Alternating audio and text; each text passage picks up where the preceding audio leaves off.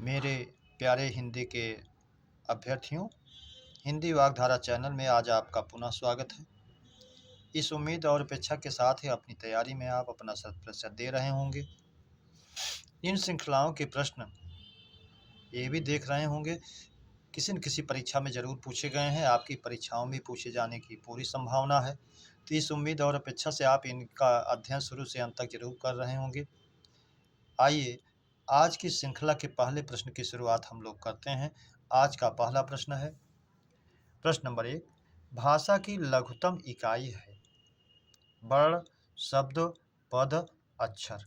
तो आप जानते हैं लघुत्तम भाषा की लघुत्तम का मतलब ही है कि सबसे छोटी इकाई जो है वर्ण होती है, और वर्ण जो है वो जिसको खंडित नहीं किया जा सकता है, इस रूप में भी आप जानते रहें। इस तरह से विकल्प ए हमारा सही हो जाएगा, वर्ण। प्रश्न नंबर 2, दीर्घ स्वर है ए आ, बी ए, सी ओ, डी औ। केवल दीर्घ स्वर की बात कर रहा है यहाँ। तो इस दीर्घ स्वर से तात्पर्य केवल हमारा मूल दीर्घ जो है सवर्ण दीर्घ है वही है। अगर ये ओ औ की बात होती तो असवर्ण दीर्घ कहता या संयुक्त दीर्घ कहता। जब केवल दीर्घ स्वर की बात करें तो वहाँ आप मूल दीर्घ स्वर के रूप में ही जाने। विकल्प ए हमारा सही हो जाएगा, दीर्घ आ। प्रश्न नंबर 3, किसी को दूर से पुकारने में कितनी मात्रा का प्रयोग होता है? तो आप जानते हैं, एक मात्रा है तो ह्रस्व, दो मात्रा है तो दीर्घ, तीन मात्रा है तो प्लुत। और प्लुत का प्रयोग जो है हमेशा किसी को दूर से पुकारने में, गाने में, चिल्लाने में, ये सब तीन मात्रा का प्रयोग यानी प्लुत वाला स्वर प्रयुक्त होता है। इसलिए किसी को पुकारने में तीन मात्रा का प्रयोग होगा। विकल्प सी हमारा सही हो जाएगा। प्रश्न नंबर 4, होठों की स्थिति के आधार पर स्वर के भेद हैं। ए 2, बी 3, सी 4, डी 1। तो होठों की स्थिति के आधार पर हमारा होता है वर्तुलीकृत, अवर्तुलीकृत। इसी को वृत्ताकार, अवृत्ताकार भी कहते हैं। जिसको बोलने में ओठ वृत्ताकार हो जाए वो वर्तुलीकृत है, जैसे उ ऊ ओ औ कहते हैं। शेष शब्द में वृत्त नहीं बनता है तो अवृत्ताकार, अवर्तुलीकृत हो जाते हैं। तो दो भेद हो जाते हैं, वृत्ताकार, अवृत्ताकार। विकल्प ए हमारा सही हो जाता है, 2। प्रश्न नंबर 5, शब्दकोश में त्रा किस वर्ण के बाद आएगा? ए रा, बी ता, सी रा, डी चा। तो शब्दकोश में हम जानते हैं हमारे चारों संयुक्त व्यंजन जो हैं छ, त्र, ज्ञ और स्रा। इसमें हमेशा वो अपने प्रथम वर्ण जिससे मिलके बना है उसी के बाद ही आता है। जैसे त्रा में ता हल चिन्ह युक्त है यानी शुद्ध व्यंजन है, रा में आ है तो ये हमेशा ता के बाद ही आएगा। कच्छा वाला छा जिसको आप कहते हैं वो भी का और सा का योग है, इसलिए का के बाद आएगा। ज्ञा जो है वो जा और या का योग है, इसलिए जा के बाद आएगा। तो छत्र स्रा, सा और रा का योग है तो वो सा के बाद आएगा। इसको आप जानते रहिए, परीक्षाओं में बहुत पूछता है। त्रा भी पूछा गया है। कच्छा वाला छा जिसको आप कहते हैं छतरी का छा, वो भी का के बाद आता है क्योंकि उसमें का और सा का मेल होता है। इसलिए त्रा जो है विकल्प बी में जाएगा, ता के बाद आएगा। प्रश्न नंबर 6, शुद्ध वर्तनी वाला शब्द है। ए प्रतिछाया, बी मिष्ठान्न, सी दुरावस्था, डी कौन्तेय। तो आप जानते हैं ह्रस्व स्वर के बाद या बड़ा आ, दीर्घ आ के बाद छ से शुरू होने वाला वर्ण आता है तो बीच में चा का आगम हो जाता है। प्रति में ह्रस्व ई है, उसके बाद छ आया है तो यहाँ चा का आगम होगा। अगर प्रतिछाया होता है तो शुद्ध होता। मिष्ठान अशुद्ध है ये भी, क्योंकि मीठा का तत्सम मिष्ट बनता है, उसमें अन्न जोड़ने पर मिष्टान्न बनता है, ना कि मिष्ठान, इसलिए विकल्प बी भी गलत है। दुरावस्था, दुरावस्था ये भी गलत है। दुह प्लस अवस्था वो विसर्ग रा का रूप धारण करता है, रा में आ जा करके ह्रस्वा समाहित होता है, दुर्वस्था बनता है। तो अगर दुर्वस्था होता तो शुद्ध होता। विकल्प डी कौन्तेय, कुंती प्लस ए, कुंती के पुत्र जो अर्जुन का पर्यायवाची भी है और ये शुद्ध है, इसलिए विकल्प डी हमारा सही हो जाएगा, कौन्तेय। प्रश्न नंबर 7, जीने की प्रबल इच्छा वाक्यांश का एक शब्द है। जिजीविषा, जिगीषा, जिघृक्षा, जिहीर्षा। तो ये सब शब्द परीक्षाओं में इस बार आपसे ये पूछा गया, अगली बार दूसरा पूछा जाएगा। आप सबको जानते रहिए। जिहीर्षा किसी को ग्रहण करने या हरण करने की इच्छा, जिहीर्षा। जिघृक्षा, जिहीर्षा किसी को हरण करने की इच्छा, जिघृक्षा किसी को पकड़ने या ग्रहण करने की इच्छा, जिघृक्षा। जिगीषा जीतने की इच्छा करना, जिजीविषा जीने की इच्छा करना या जीने की प्रबल इच्छा करना। इसलिए विकल्प ए सही हो जाएगा, जिजीविषा। फिर से आप जान लीजिए। जीने की प्रबल इच्छा, जिजीविषा। जीतने की इच्छा करना, जिगीषा। किसी को ग्रहण करने या पकड़ने की इच्छा करना, जिघृक्षा। जिहीर्षा हरण करने की इच्छा करना, जिहीर्षा। प्रश्न नंबर 8, कार्य करने की इच्छा वाक्यांश का एक शब्द है। करना, कार्य करने की इच्छा करना। मान लीजिए करना छूट गया है, बढ़ा लीजिए करना। चिकीर्षा, सभी विकल्पों को जान लीजिए, हो सकता है अगला विकल्प आपकी परीक्षा में अगली बार पूछे। तो कार्य करने की इच्छा करना, चिकीर्षा। तितीर्षा, तैर कर पार करने की इच्छा करना, तितीर्षा। तितिक्षा, सर्दी गर्मी वर्षा को सहन करने की क्षमता, तितिक्षा है। डी, विवाक्षा, बोलने या कहने की इच्छा करना, विवाक्षा हो जाएगा। चारों विकल्प को आप जानते रहिए। तो कार्य करने की इच्छा करना, चिकीर्षा, विकल्प ए सही हो जाएगा। प्रश्न नंबर 9, आश्चर्य व्यक्त करने के लिए किस विराम चिन्ह का प्रयोग होता है। अब इसमें दिया गया है, ये उद्धरण चिन्ह कहते हैं इसको। दो प्रकार का होता है, एकल उद्धरण या द्वितीय दोहरा उद्धरण होता है। तो ये तो होगा नहीं। इसका प्रयोग हमेशा किसी बात को दोबारा कहने के लिए किसी प्रयोग होता है, बार बार कहने के लिए। ये है जो है अर्ध विराम है, ये भी नहीं होगा जहाँ थोड़ा अधिक रुकते हैं, आश्चर्य की बात ही नहीं है। अल्प विराम में थोड़ा, अर्ध विराम में से थोड़ा अधिक।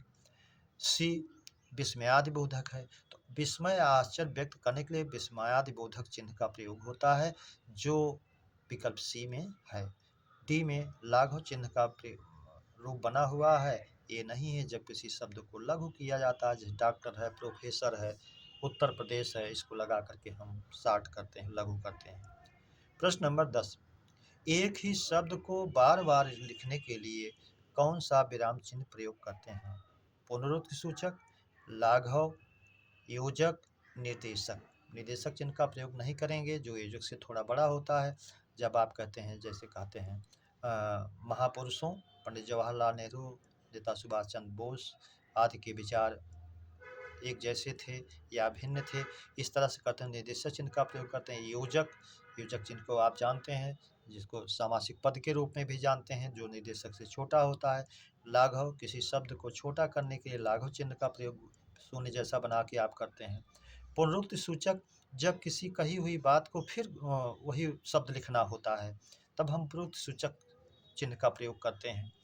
अब पुनरुक्ति सूचक है क्या, जैसे आप कहते हैं महादेवी वर्मा एक प्रसिद्ध कवयित्री हैं, फिर आप लिखना चाहते हैं सुभद्रा कुमारी चौहान एक प्रसिद्ध कवयित्री हैं, तो सुभद्रा कुमारी चौहान लिख करके आप जो है वो करते जाते हैं, दो दो चिन्हों का प्रयोग कर जाते हैं, वही पुनरुक्ति सूचक चिन्ह है। प्रश्न नंबर 11, स्वर संधि के प्रकार हिंदी के अनुसार हैं। हिंदी में केवल, संस्कृत में तो हमारे और हैं, लेकिन हिंदी हमारी जो है वो 5 ही भेद को मानती है। तो 2, 3, 4, 5, तो 5 मानती है हिंदी हमारी, इसलिए स्वर संधि के भेद में हम 5 को मान लेंगे। कई बार परीक्षाओं में पूछा गया है, 5 ही वो भी मानता है, आयोग भी, तो आप 5 जानिए। प्रश्न नंबर 12, विदु प्लस उदय में संधि होगी। विदुदय, विधुदय, विद्यादय, कोई नहीं। तो विदु प्लस उदय, छोटा ऊ छोटा हरस हो मिलकर के दीर्घ ऊ बनेगा। चंद्रमा का उगना, विकल्प भी सही हो जाएगा, विदुदय दीर्घ स्वर संधि। प्रश्न नंबर 13, सावक में संधि है। वृद्धि स्वर संधि, गुण स्वर संधि, अयादि स्वर संधि, यण स्वर संधि। तो 100 प्लस अक, सावक, जिसका सावक का शाब्दिक अर्थ जानते हैं, सिंह का बच्चा। तो अब ये यहाँ देखिए औ का आव हुआ है, तो अयादि स्वर संधि में होता है ये जो अय औ आय आवह, जिसका सूत्र होता है ये या आई के बाद कोई असमान स्वर आए तो ए का अय और आई का आय होता है। ओ या औ के बाद असमान स्वर आए या समान स्वर आए, तब भी उस दशा में भी ओ का औ और औ का आव होता है, तो यहाँ सौ प्लस अक सावक, औ का आव हुआ, सावक बन गया, आयादि स्वर संधि हो गई, विकल्प सी हमारा सही हो गया। प्रश्न नंबर 14,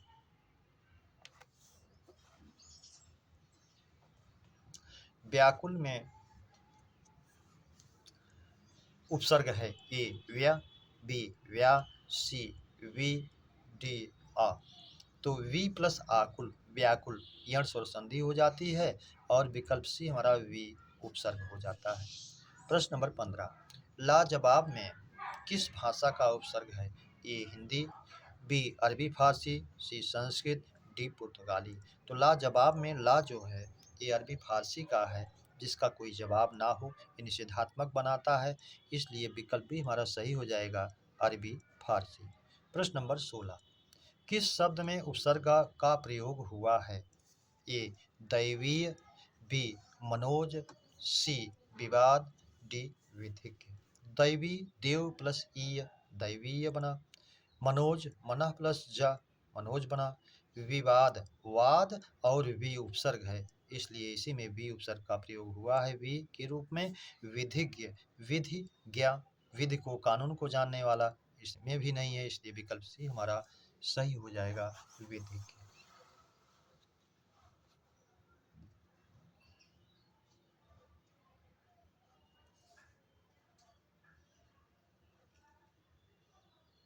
अगला प्रश्न है हमारा प्रश्न नंबर 19, प्रश्न नंबर 17, लुटेरा में मूल शब्द है और प्रत्यय है। ए लूट प्लस एरा, लूटा प्लस एरा, लूटे प्लस रा कोई नहीं, तो लुटेरा में मूल शब्द लूट होगा और प्रत्यय एरा होगा, शब्द बनेगा लुटेरा, इसलिए विकल्प ए हमारा सही हो जाएगा।